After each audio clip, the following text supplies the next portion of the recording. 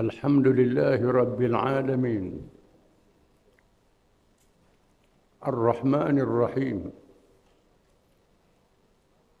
مالك يوم الدين إياك نعبد وإياك نستعين اهدنا الصراط المستقيم صراط الذين أنعمت عليهم غير المغضوب عليهم ولا الضالين آمين والصلاة والسلام على رسول الله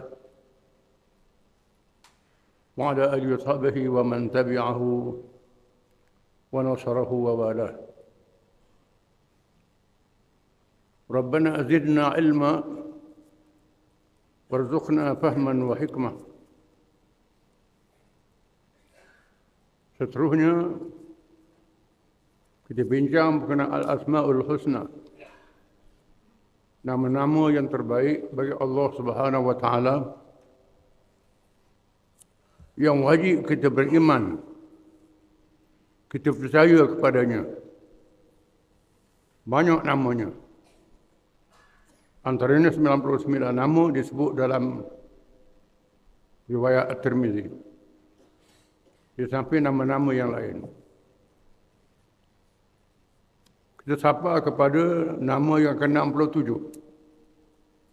Al-Wahid. Maknanya dalam bahasa kita yang Maha Esa. Maha Satu, Maha Esa.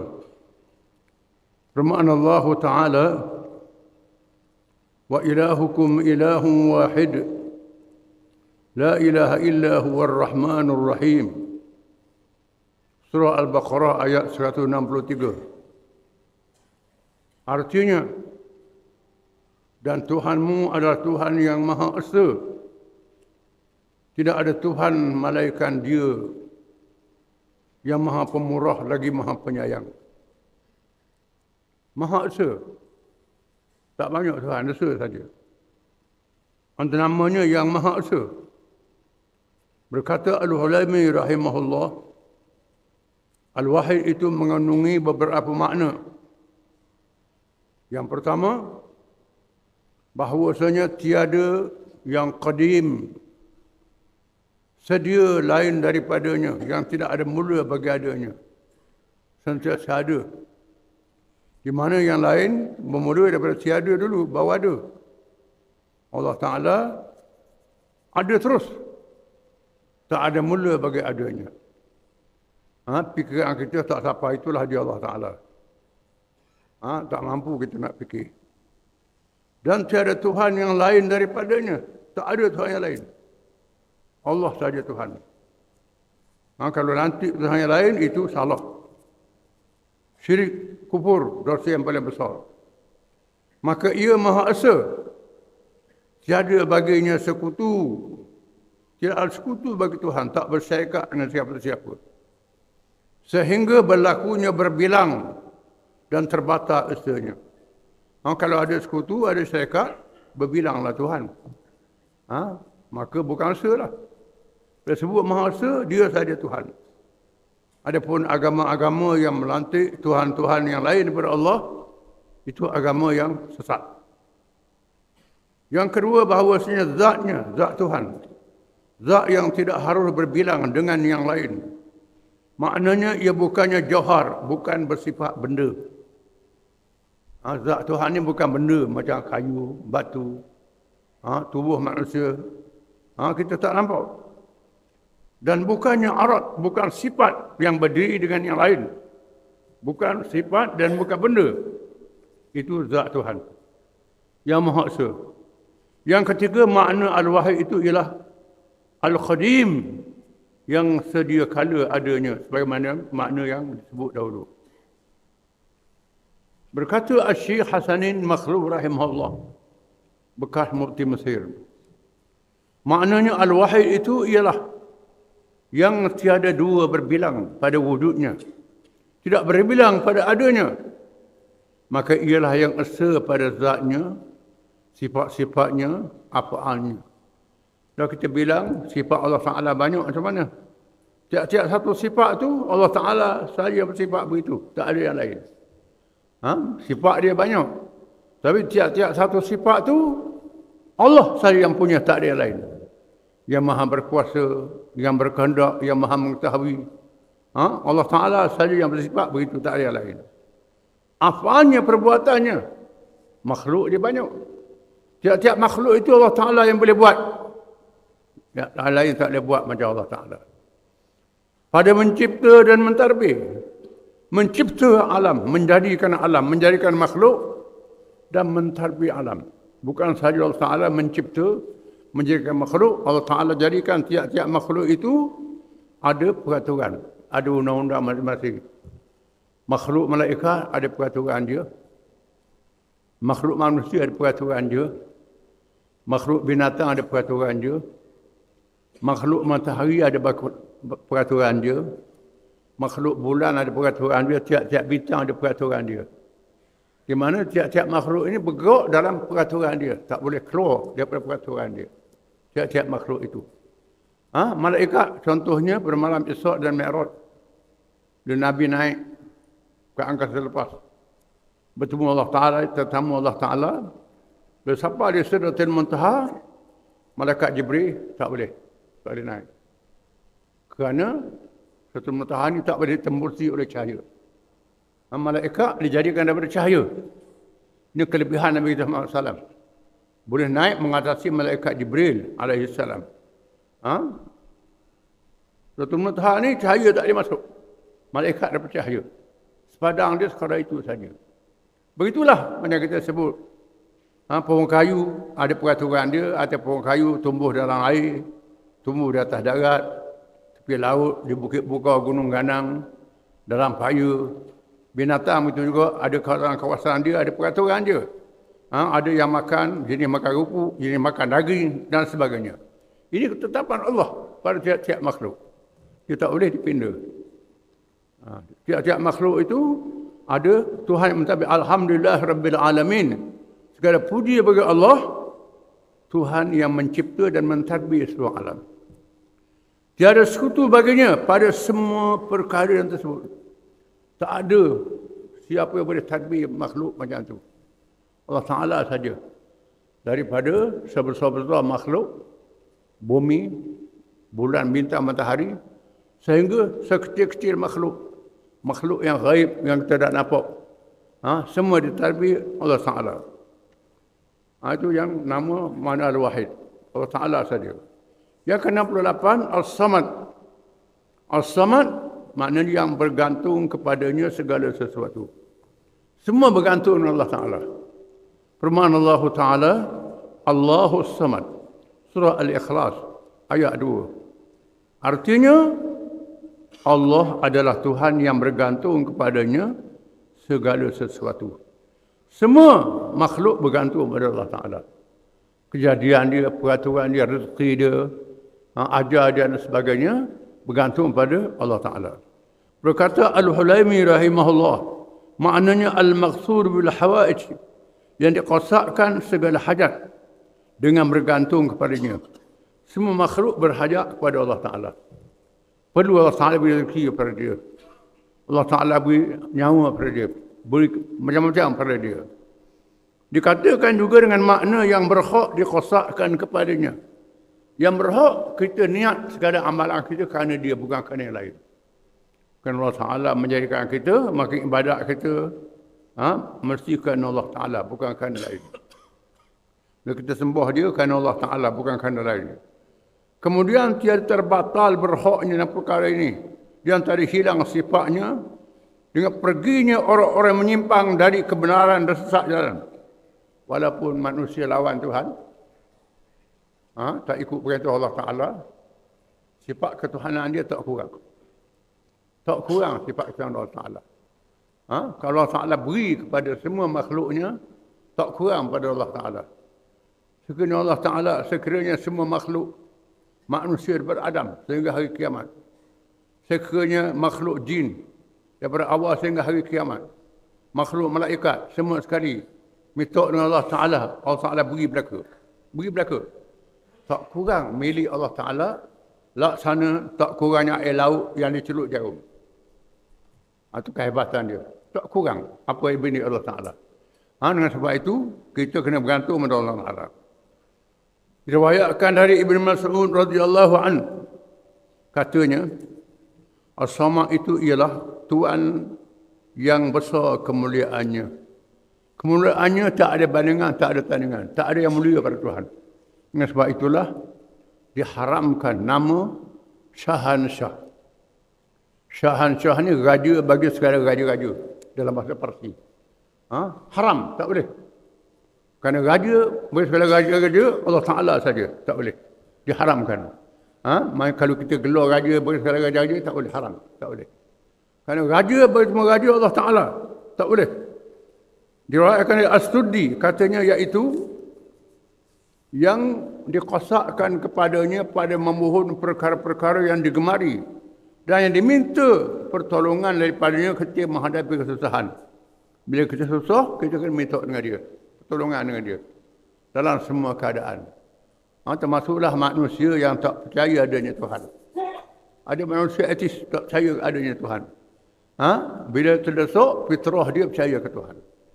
Bila dia naik kapal terbang, enjin kapal terbang mati, pesawat mati. Mati terus mengambil. Nak tolong siapa dia masa tu? Tak ada orang. Akhirnya percaya Allah Ta'ala.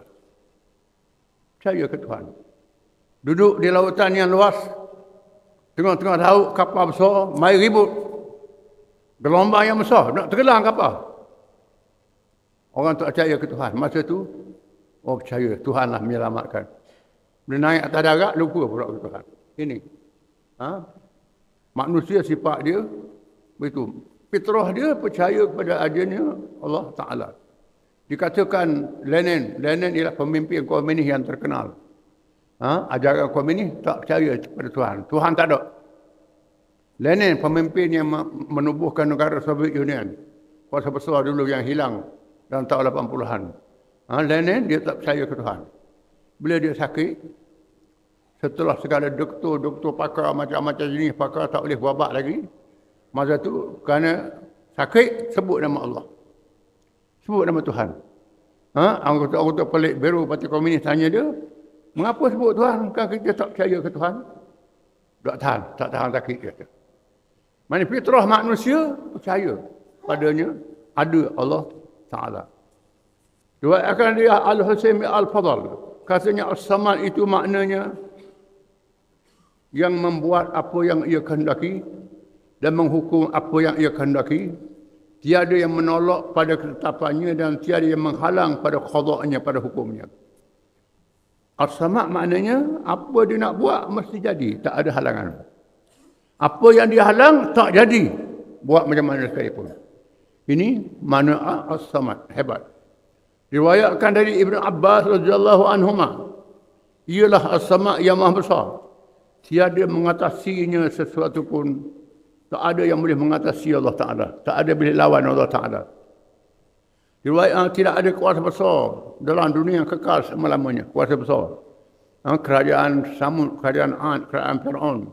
Kerajaan zaman dulu, kerajaan Namrud, Babylon. Yang menakluk dunia. Termasuk kerajaan Islam.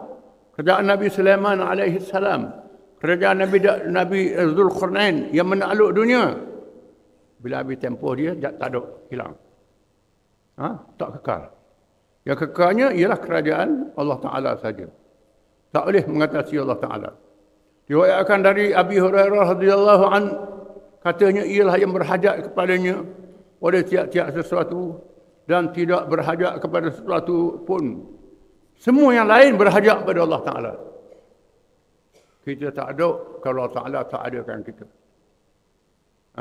Kita hidup dengan denyutan jantung kita, nadi kita. Masa tidur tak tahu apa. Tuhan yang beri nyawa kepada kita. Tuhan beri denyut jantung kita, nadi kita. Tuhan beri kehidupan kepada kita. Bapa tak larat dalam masa itu, tidur tak tahan. Jaga anak tak tahan. Tapi Tuhan sentiasa memberi kepada hamba-hambanya. Jadi hamba-hamba berhajat kepada Allah Ta'ala. Allah Ta'ala tak berhajat kepada yang lain. Wallahu a'lam.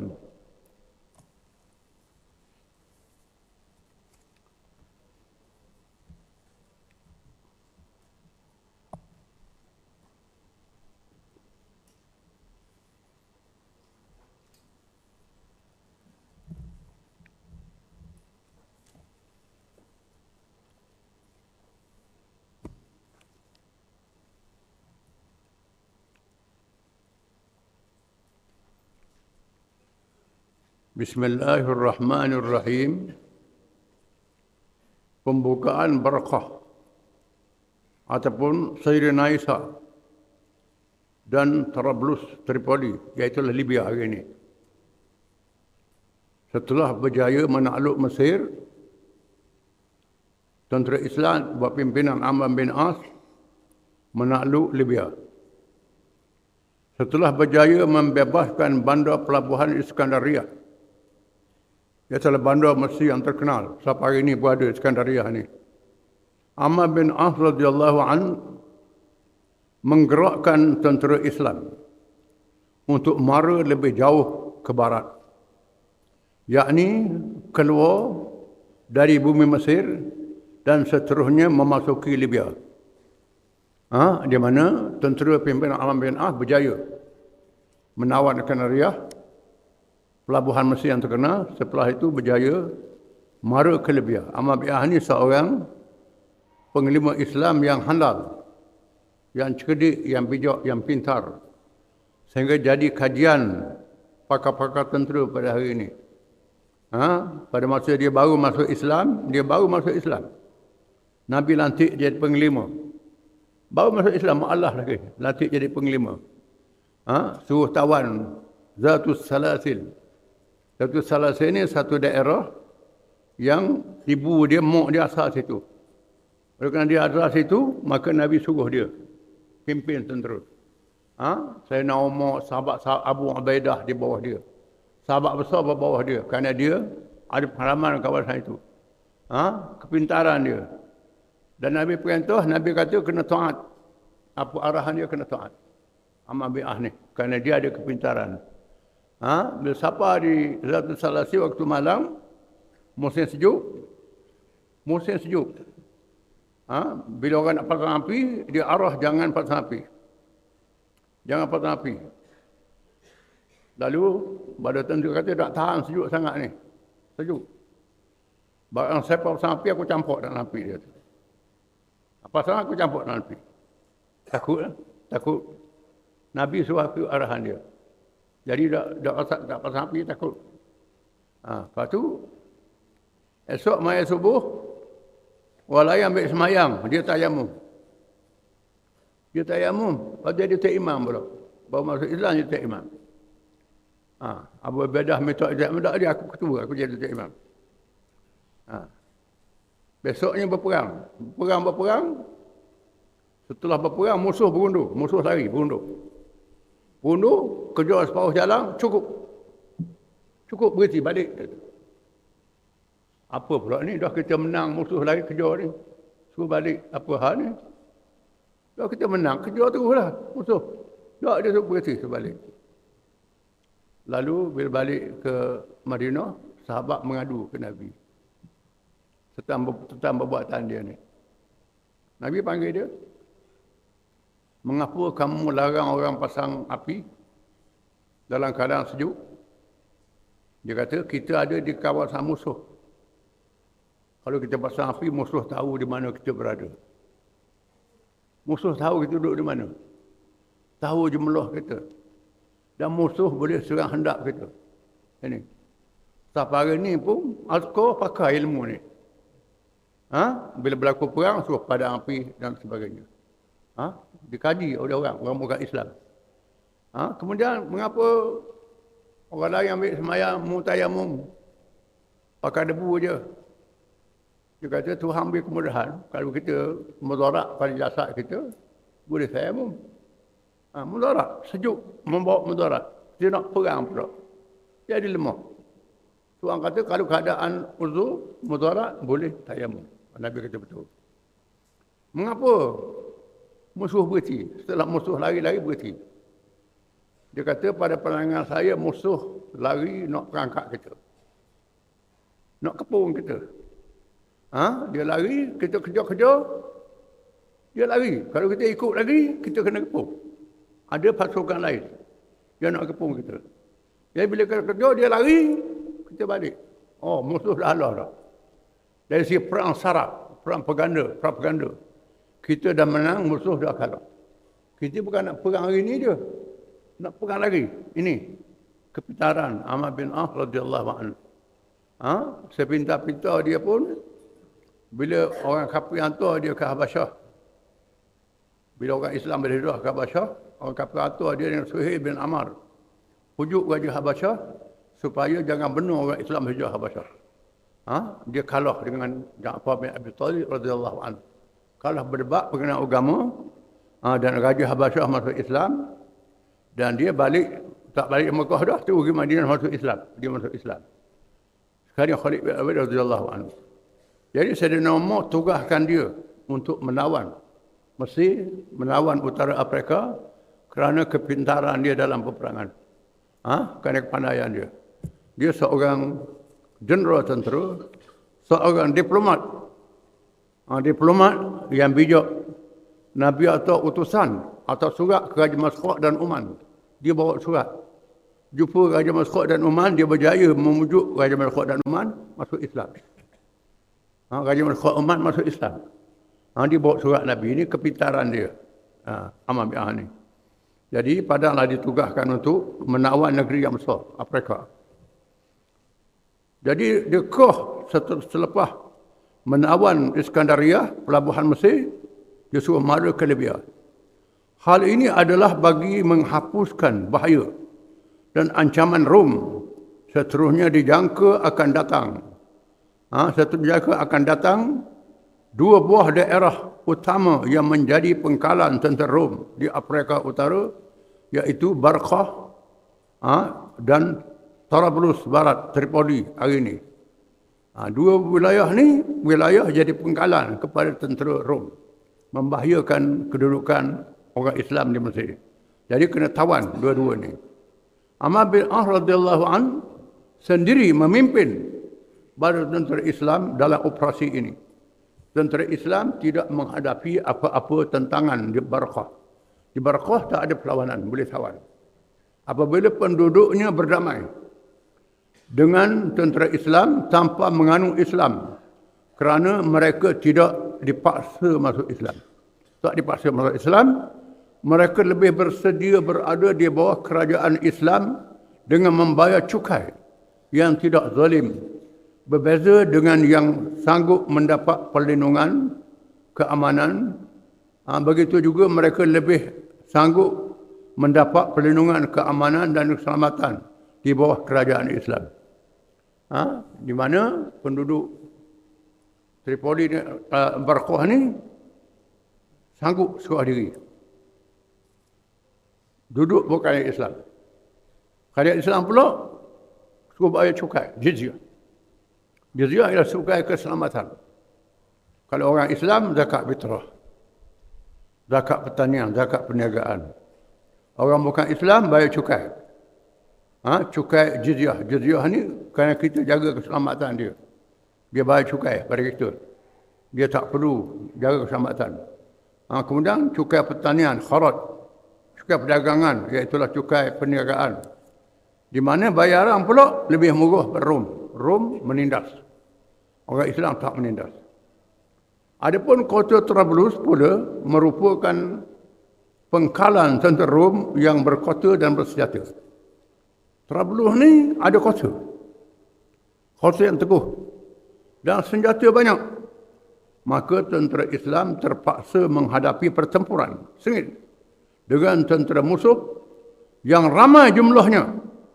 Mereka bertahan di dalam kota yang kukuh, di samping dibentengi oleh laut.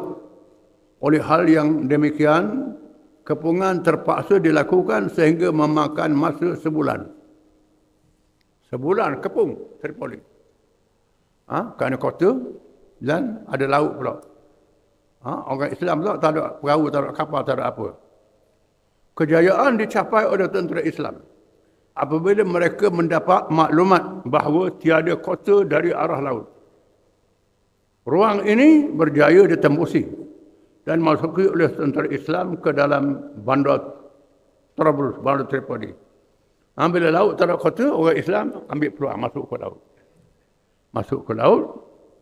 Situasi tersebut menjadikan tentera Rom terkepung dengan kota dan tentera Islam yang berada di arah laut.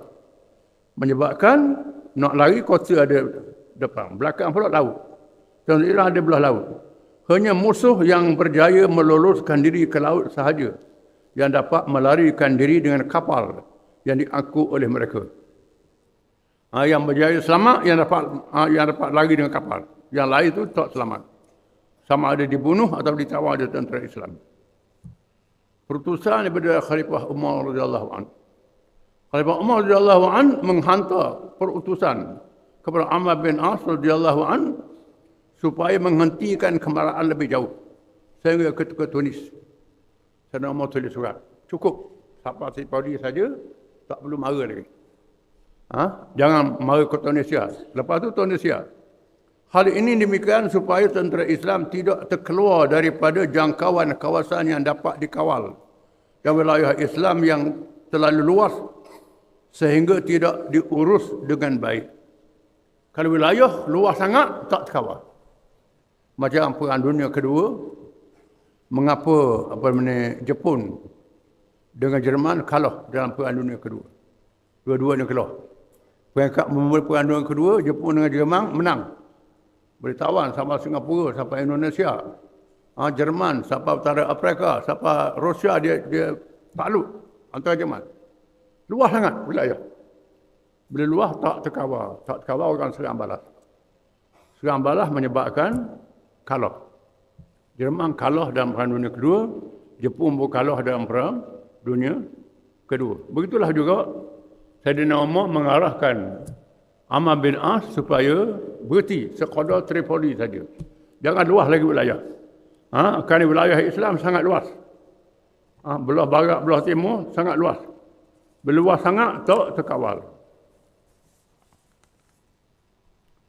Maka sampai di sini sahaja sempadan negara Islam dari arah barat pada masa itu. Jadi sempadan Islam, negeri Islam barat sekadar Libya saja. Tak lebih pada itu. Manakala sebelah timur pula sehingga perbatasan penguasaan kerajaan Parsi. Belah timur pula jajahan takluk Parsi. Parsi jatuh. Sampai ke sempadan negeri Cina. Sampai kat Cina, sampai kat India. Tak masuk India, tak masuk Cina. Disebut dalam kisahnya, kita baca dah dulu, bagaimana bila Raja Parsi kalah dalam perang dengan Islam, dia tulis surat pada Raja Cina, minta bantuan Cina. Mari bantu kami lawan tentera Islam ni. Kalau tak bantu, orang Islam akan takluk Mumpurau. Raja Cina tanya utusan. Tentera orang Parsi itu, Raja Parsi tanya, apa orang Islam buat? Dia cerita apa orang Islam buat. Dia berkata adil. Berkata baik, tak tindah orang, tak tekan orang. Rakyat boleh terima. Raja Cina kata kalau macam ni aku tak boleh lawan. Tak boleh lawan kerajaan yang macam ni. Sampai Cina pun ditakluk oleh Islam. Cina takluk oleh Islam kalau macam ni. Sebab itu Cina tak tolong Parsi. Dan Cina mengadakan hubungan diplomatik dengan kerajaan Islam. Tak perang dengan Islam. Baik dengan Islam. Dan ada hubungan dagang dengan Islam. Cina. Ada hubungan dagang. Dan dia benarkan orang Islam berdakwah di negeri Cina. Dengan sebab itulah di negeri Cina ni ada masjid yang dibina zaman Sayyidina Osman. Ada kata zaman Nabi pun ada orang Islam. Ada tulisan Cina mengatakan masa berlaku mukjizat bulan terbelah dua. Dia orang kafir minta Nabi tunjuk mukjizat. Nabi tunjuk mukjizat. Di Mekah, Nabi duduk Mekah. Bulan terbelah dua. Di mana bulan belah dua ni orang Cina nampak. Nampak bulan terbelah dua. Berlaku belah barat. Apa berlaku ni? Lalu Raja Cina panggil ahli-ahli falak. Ahli-ahli angkasa Cina, saintis dia ada. Tanya. Dia kata mesti ada berlaku sesuatu yang luar biasa. Lalu dia cari pedagang-pedagang Islam. Orang Islam berniaga. Orang Islam dah berniaga ke Cina masa itu. Dipanggil orang Arab berniaga. Lalu orang Arab memberitahu bahawa ada zahir seorang Nabi di negeri Arab. Nabi Muhammad SAW lahir. Seorang Nabi. Cina tahu lahir Nabi ni. Dengan sebab itulah pengaruh Islam masuk ke negeri Cina sejak awal. Kita duk kata orang Cina ma'alah. Kita ma'alah agaknya. Kita masuk Islam kediam pada Cina lagi. Dan orang Cina ni banyak mazhab Hanafi. Ada banyak mazhab Hanafi. Sebab zaman Abbasiyah mazhab Hanafi yang tersebar. Dan ada raja Cina yang masuk Islam. Dalam sejarah Cina, raja dinasti Ming. Ada yang Islam, dinasti Ming. Sejarah Cina pula ada orang Mesra Cina, Laksamana Cheng Ho yang terkenal. Itu Islam. Cheng Ho yang terkenal dengan belajar siapa di alam Melayu. Dia tanah Melayu di Indonesia, siapa sini? Laksamana Cina yang masuk Islam. Menunjukkan bahawa pengaruh Islam dah masuk ke Cina.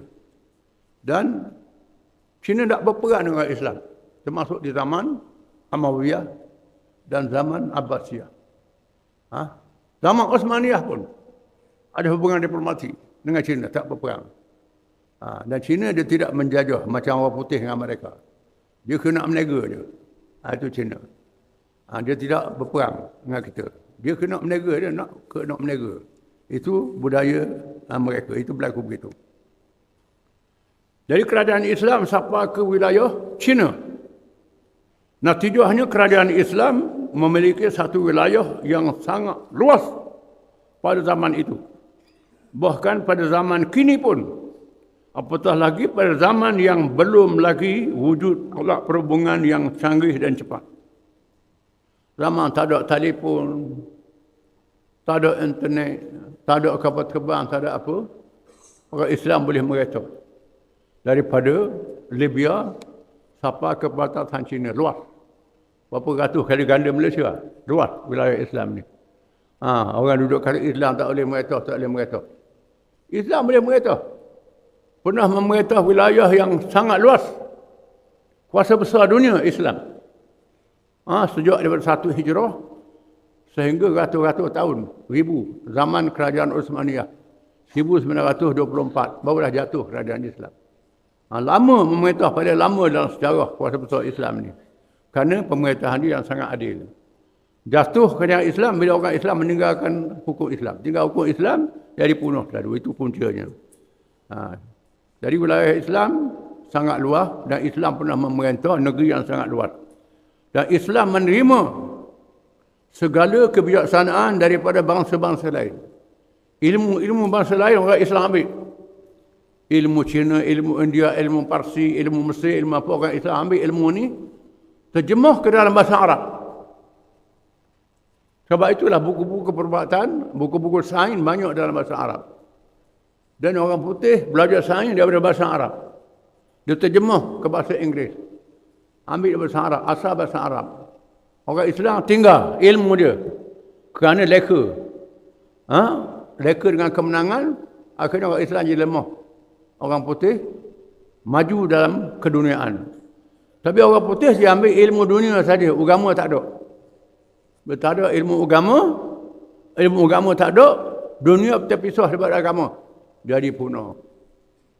Jadi rosak agama yang tak, dunia yang tak ada akhlak. Berperang tak ada batas, tak ke siapa dia bunuh belaka. Buat obat tak ke jadi racun, tak ke. Pembangunan tak ke jadi rosak dunia. Ini berlaku teknologi Arab pada hari ini sedang meruntuhkan dunia, merosakkan dunia. Kerana dia ambil ilmu daripada orang Islam, dia ambil ilmu dunia saja, tolak agama. Agama mesti ada dalam ilmu dunia baru jadi betul. Kalau ilmu dunia tak ada agama, ilmu dunia akan merosakkan diri manusia. Itu kita kena sedar. Wallahu a'lam.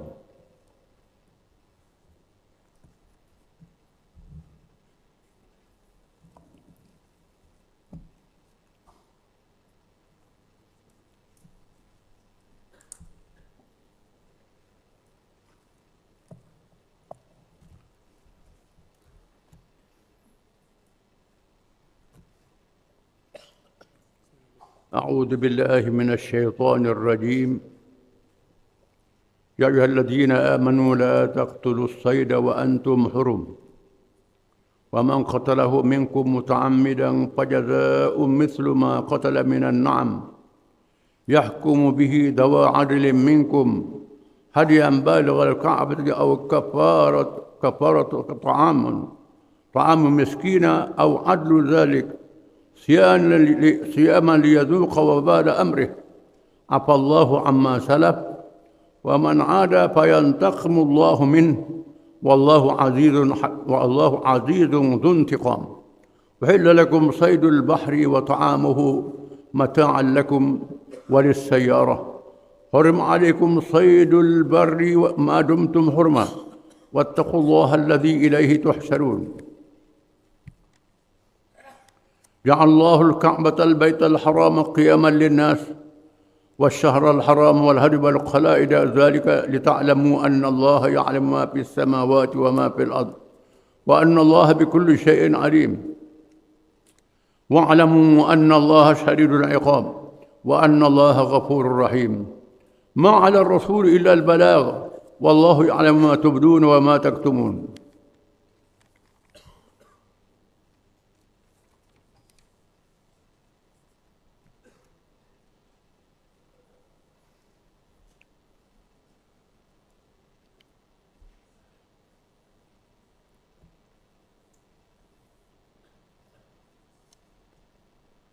Wahai orang-orang yang beriman, demi sesungguhnya Allah akan menguji kamu semasa kamu berihram, haji atau umrah, dengan sesuatu dari binatang buruan yang mudah ditangkap oleh tangan kamu dan mudah terkena tikaman lembing-lembing kamu, supaya Allah ketahui wujudnya sesiapa yang takut kepadanya semasa ia tidak melihatnya dan semasa ia tidak dilihat orang.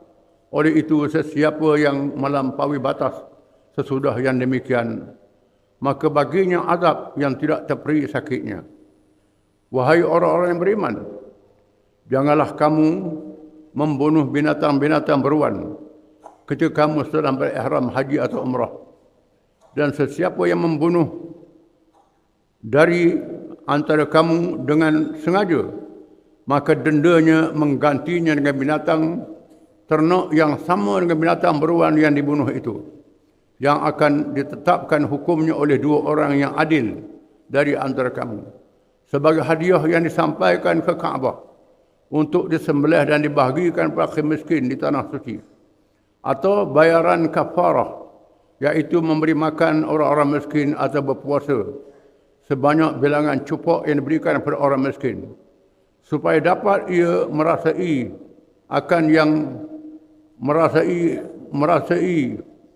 akan yang buruk dari perbuatannya. Allah memaafkan apa yang telah lalu, dan sesiapa yang mengulangi kesalahan itu, maka Allah akan menyeksanya. Dan ingatlah, Allah Maha Kuasa, lagi berkuasa membalasnya. Dihalalkan bagi kamu binatang buruan laut dan makanan yang didapati dari laut sebagai bekalan bagi kamu untuk dinikmati keladatannya, dan juga orang-orang yang dalam pelayaran. Tetapi diharamkan atas kamu buruan binatang buruan di darat selama kamu sedang berihram. Oleh itu, bertakwalah kepada Allah yang kepadanya kamu akan dihimpunkan. Allah menjadikan Kaabah, rumah yang mulia itu, sebagai tempat yang tumpuan manusia untuk menjalankan ibadat dan soal-soal hidup. Demikian juga bulan-bulan yang mulia dan binatang korban dan kalung-kalung binatang persiapan korban itu, yang demikian itu supaya kamu ketahui bahawa sesungguhnya Allah mengetahui apa yang di langit dan apa yang di bumi, dan bahawa sesungguhnya Allah amat mengetahui akan tiap-tiap sesuatu. Ketahuilah oleh kamu bahawasanya Allah amat berat azab seksanya kepada orang yang kufur dan durhaka, dan bahawasanya Allah amat pengampun lagi amat mengasihani bagi orang yang mengerjakan suruhan dan meninggalkan larangan. Tidak ada kewajipan yang ditugaskan kepada Rasul Allah selain daripada menyampaikan perintah Allah sahaja. Dan Allah sentiasa mengetahui apa yang kamu lahirkan dan apa yang kamu sembunyikan.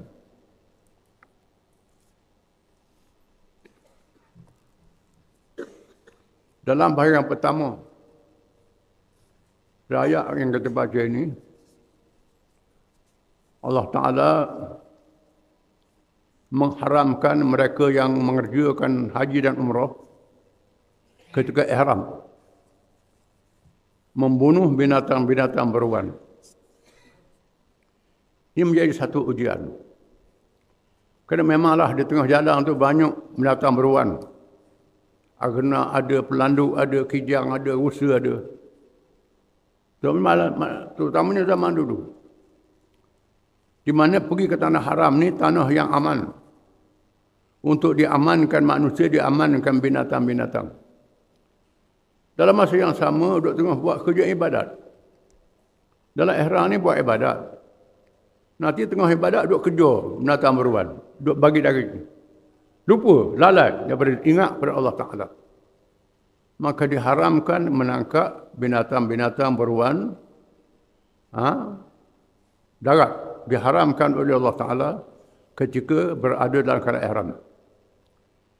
Sesiapa yang membunuh binatang beruan itu dengan sengaja, maka balasannya seumpama binatang itu kena bayar dam. Diputuskan oleh dua orang yang adil daripada kamu. Diputuskan. Kalau rusa, binatang besar, padang dia dengan lembu. Dengan unta. Binatang kecil, padang dengan kambing. Tengok saiz binatang yang dibunuh itu. Sembelih. Dan sedekah daging dia kepada Kaabah. Yang ini kepada orang miskin di Mekah. Kafir miskin. Orang fakir miskin Mekah. Sedekah pada mereka. Kalau tak mampu, tak boleh nak sembelih binatang, atau kafaratu ta'am miskin, atau beri makan orang miskin. Mengikut harga binatang beruan itu. Beri makan orang miskin. Ataupun berpuasa. Puasa berapa hari. Kalau secukup, nilaian dia sehari secukup puasa. Balasannya ialah puasa. Supaya dirasa balasan daripada lawan perintah Allah Ta'ala. Allah Ta'ala ampun apa yang telah lalu. Para ulama khilaf. Adakah bayar dam ni mengikut kemampuan? Kemampuan dengan makna kalau mampu sembelih binatang. Kalau tak mampu, bawalah beri makanan orang miskin. Kalau tak mampu, maka puasa. Ataupun merupakan pilihan. Boleh buat belaka hak mana-mana. Dia khilaf ulama.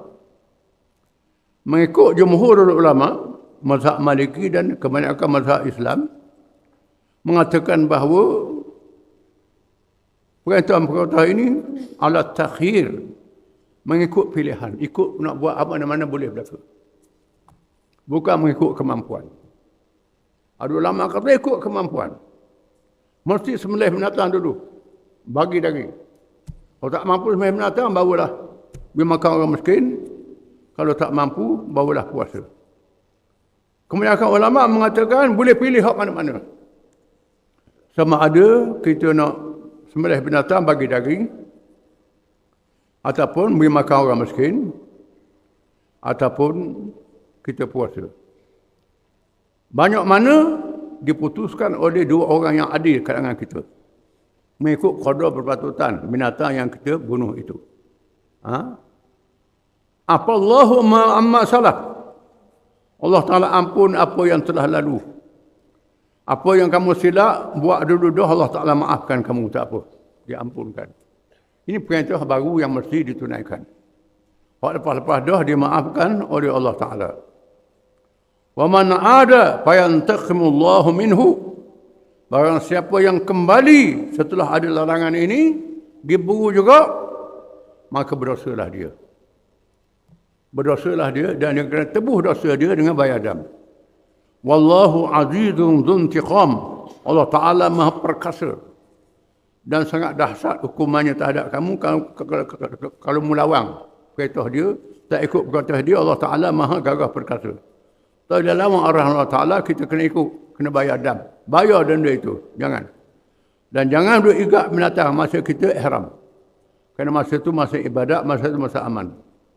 Walaupun demikian, uhilla lakum saydul bahri wa ta'amuhu mata'an lakum walis sayarah. Dihalalkan kepada kamu buruan laut. Ikan tak apa. Dibenarkan takat ikan. Apa sahaja buruan laut dibenarkan. Dalam mazhab Syafi'i, semua binatang laut halal berlaku. Dengan syarat tak mabuk. Kalau mabuk baru haram. Udang ke, sutung ke, ikan ke, ketang ke, mazhab Syafi'i, jenis binatang laut halal berlaku. Ada mazhab mengatakan ikan je halal. Udang tak, udang ni jenis hulak. Jenis gutu, sutung ni jenis hulak, tak boleh haram. Itu mazhab Hanafi. Hanafi boleh makan ikan saja. Sutung tak boleh, udang tak boleh. Sebab itu kalau ada orang mazhab Hanafi, dia tak makan udang, biar dia lah ambil kita. Ambil kita, tak apalah. Itu khilaf mazhab. Tak jadi masalah. Wa ta'amuhu mata'an lakum walis sayarah. Makan lauk ni adalah kenikmatan yang Allah Ta'ala beri kepada kamu. Dan bagi mereka yang musafir di laut, dibenarkan kepada kamu. Wa hurrima alaikum saydul barri ma dumtum hurma. Diulang saya lagi. Diharamkan kepada kamu buruan binatang darat. Selagi kamu dalam keadaan ihram, ditegahkan saya lagi. Maknanya bukan seberangan pengharaman, haram sungguh-sungguh, tak boleh. Dalam masa kita ihram, tak boleh higak burung, tak boleh higak pelanduk, tak boleh higak kijang, tak boleh higak usa. Masa ihram, tak boleh sekali. Kecuali binatang laut. Dengan tegah diharamkan. Wattaqullaha allazi ilaihi tuhsarun. Dan bertakwalah kamu kepada Allah, di mana kamu akan dihimpun pada mahsyar. Kamu akan dihimpun di hadapan Allah pada hari kiamat. Takut pada Allah Ta'ala. Jangan main-main. Takut pada Allah Ta'ala. Ikut perintah Allah Ta'ala. Allah Ta'ala larang, ikut. Pasal apa binatang laut boleh, binatang darat tak boleh? Jangan tanya. Itu ketetapan Allah Ta'ala. Jangan tanya. Apa yang Ta'ala halal, kita terima. Allah Ta'ala haram, kita kena terima. Ikut ketetapan Allah Ta'ala. Adalah hikmat-hikmatnya. Walaupun kita tahu hikmatnya, benda yang Allah haram tu mesti benda yang mudarat. Yang halal mendatangkan manfaat kepada kita. Ja'alallahu al-Ka'batal Baital Harama qiyaman lin-nas. Allah Ta'ala jadikan Kaabah di tanah haram itu tempat manusia buat beribadat. Manusia berhimpun beribadat pada Allah Ta'ala, berhimpun untuk penunaian kewajipan agama dan kewajipan dunia. Allah Ta'ala jadikan Mekah ni, hikmat dia, kamu buat ibadat dan kamu berniaga. Iaitu musim haji. Musim haji, kamu mendapat dua faedah. Faedah yang pertama, kamu buat ibadat. Faedah yang kedua, bila orang ramai berhimpun, kamu boleh berniaga. Dibenarkan berniaga, tak ada salah. Sambil pergi haji, kita berniaga, tak ada salah. Diizinkan oleh syarak. Dan Allah Ta'ala jadikan Mekah ni pertemuan antara timur dan barat. Timur dan barat. Di mana orang timur pelabuhan dia di Yaman. Orang barat pelabuhan dia di Syam. Jadi Mekah duduk tengah. Orang pergi haji daripada Syam, mari ke Mekah. Orang pergi haji daripada Yaman, pergi ke Mekah. Jadi bertemulah barang-barang timur dan barang-barang barat. Semua barang dunia berkumpul di situ. Diatur Allah Ta'ala sampai hari ini. Sampai hari ini kata pergi Mekah tu semua barang. Barang Eropah, barang Jepun, barang apa.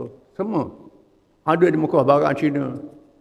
Orang kita dia ingat loh, boleh berkat ni, jang. Jang beli Mekah ni. Mekah buat Switzerland. Radio macam-macam. Beli radio dengan cakap Arab. Siapa di India, cakap India pula. Orang zaman dulu lah ni. Beli barang Mekah ni. Berkat. Tuhan kumpulkan barang-barang di situ.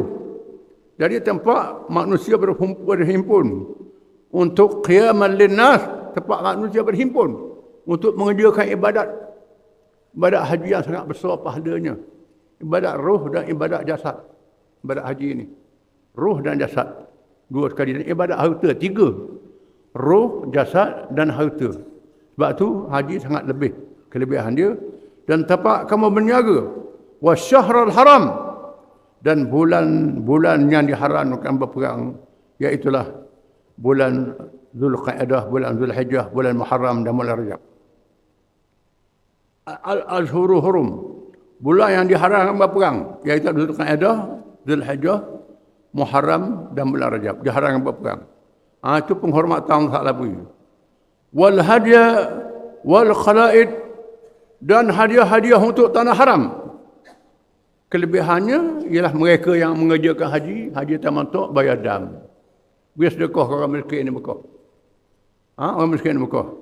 Dan beri bantuan orang miskin di Mekah. Ini kelebihannya. Dan termasuklah juga wal khalaid. Khalaid ini ialah zaman dulu.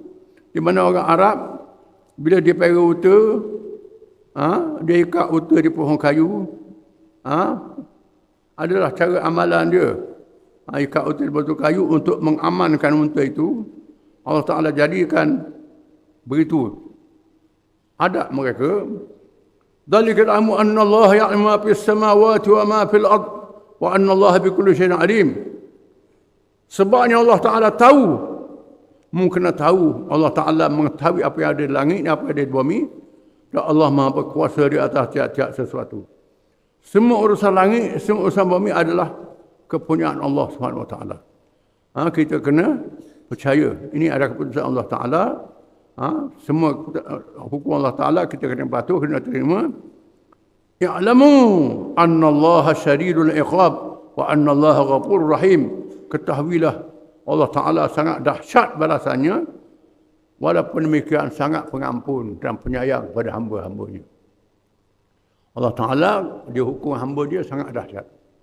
Sebagaimana dibinasakan Fir'aun, dibinasakan kaum Nuh, dibinasakan kaum Lut, dibinasakan kaum Samud dan sebagainya. Walaupun demikian Allah Ta'ala sangat pengampun. Selagi hamba itu tak syirik pada Allah Ta'ala, dia buat dosa besar, macam mana sekalipun.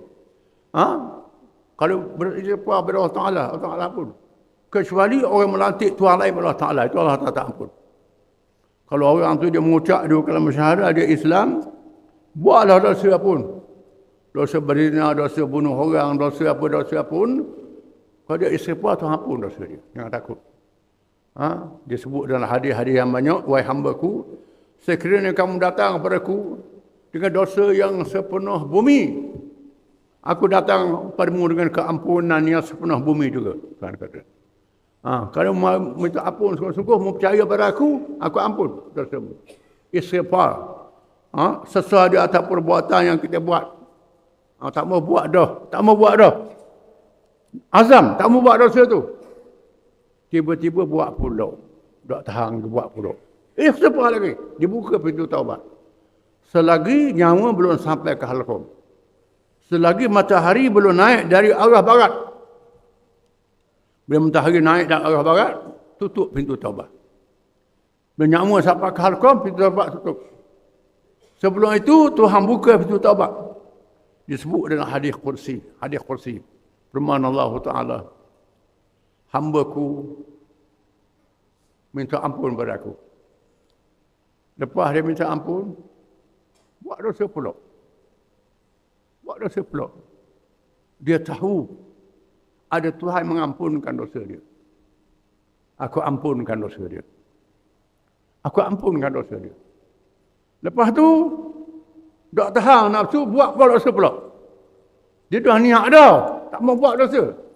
Jangan kita istighfar, niat dalam hati ada peluang nak agama pula. Itu tak boleh. Nama niat kita tak mau buat dosa. Dia jatuh dosa pula. Kerana kemungkaran ni banyak. Lebu depan kita ni, terlalu banyak. Tak boleh nak elok. Dia minta ampun. Aku ampunkan dosa dia. Lepas tu, dia buat dosa pula. Berapa kali? Dia istighfar. Dia tahu ada Tuhan mengampunkan dosa. Dia akan ampunkan dosa dia. Sehinggalah matahari naik dari arah barat. Matahari naik dari arah barat. Sehingga nyawa sampai ke halqum. Ditutup pintu taubat. Sepanjang itu, jangan kita putus asa. Bila buat dosa, jangan putus asa. Orang putus asa ni, tak betul, salah. Tuhan apa dah dosa aku ni banyak sangat. Jangan. Tuhan Maha Pengampun. Ghafurun. Maha Pengampun. Rahimun. Maha Penyayang. Tuhan ni. Tetap. Selagi kita percaya pada dia, dia ampun. Dengan syarat kita jangan batalkan iman kita. Jangan ada syirik. Jangan percaya Tuhan lain daripada Allah Ta'ala. Hukum lain daripada Allah Ta'ala. Percaya pada Allah Ta'ala je. Kita percaya hukum Allah Ta'ala. Tapi lawan hukum dia. Percaya. Lawan hukum dia. Boleh bertaubat. Tak ada salah. Kalau tak percaya pada hukum Allah Ta'ala, habis. Taubat pada dia apa? Kita percaya pada hukum dia. Masalah kita tak buat, itu cerita lain. Kita tahu semayang tu wajib, tapi tak semayang. Tak semayang, malah. Tahu tak, itu semayang tu tak wajib, tetap percaya. Ikut hawa nafsu. Mazhab Hambali kata, tinggal semayang jadi kafir. Syafi'i kata, tinggal sembahyang tak jadi kafir, boleh bertaubat. Boleh khuda dan boleh bertaubat. Hambali ini anak murid Imam Syafi'i. Ahmad bin Hanbal anak murid Imam Syafi'i. Syafi'i tanya Imam Ahmad, betul ke Ahmad? Mengkata orang sembahyang, tinggal sembahyang jadi kafir. Betul. Jadi kafir sungguh. Di kafir ada dulu, ada kafir nikmat, ada kafir i'tiqad. Kafir i'tiqad ni jadi kafir sungguh, kafir nikmat tak jadi kafir. Kafir nikmat Allah Ta'ala, dua kafir kita kena sedar. Kita kena bezakan. Siapa yang tanya Ahmad, nak masuk Islam mana? Dia sembahyang mula, dia sembahyang. Siapa yang kata syarat sah sembahyang, kena Islam. Mengata kafir, dia sembahyang tak sah nak orang. Ahmad tak ada nak jawab. Kalau macam mana pun kita jangan rengan-rengankan kewajipan ni, kita kena buat. Dan kita kena percaya keampunan Allah tu sangat luas. Ma'ala rasul illa al-balagh. Tidak ada kewajipan pada Rasul, kewajipan pada Rasul mereka menyampaikan. Tugas Rasul menyampaikan ajaran Allah. Orang nak ikut tak ikut itu bukan tugas dia. Orang nak ikut tak ikut itu Tuhan tak tanya pasal apa orang nak ikut. Nabi Nuh 950 tahun berdakwah. Ada ulama kata 80 orang dia ikut dalam masa 950 tahun. Sikit. Dalam surah Yasin 3 orang Rasul berdakwah. Seorang dia ikut. Surah Yasin 3 orang Rasul berdakwah sebuah negeri. Seorang dia ikut, 3 orang. Dia berdiri. Kewajipan Rasul menyampaikan. Begitulah. Kita nak ajak orang masuk Islam ni, orang tak mau ikut, jangan berdiri. Kita berdakwah, kita dapat pahala. Dia ikut, kita dapat pahala. Dia tak ikut, dia berdosa. Dia kata ke kita dapat pahala, dia boleh dosa. Ini dia. Jangan rusing. Wallahu ya'lamu ma tubdun wa ma taktumun. Allah Ta'ala mengetahui apa yang kamu nyata, apa yang kamu sembunyi. Apa yang kamu nyata, Allah Ta'ala tahu. Apa yang kamu simpan dalam hati, Allah Ta'ala tahu. Ikhlas kita Allah Ta'ala tahu. Tak ikhlas kita Allah Ta'ala tahu. Tak boleh cerita orang lah. Saya ni ikhlas. Cerita orang. Cerita apa orang? Itu urusan Allah Ta'ala. Kerja Allah Ta'ala tu. Wallahu a'lam.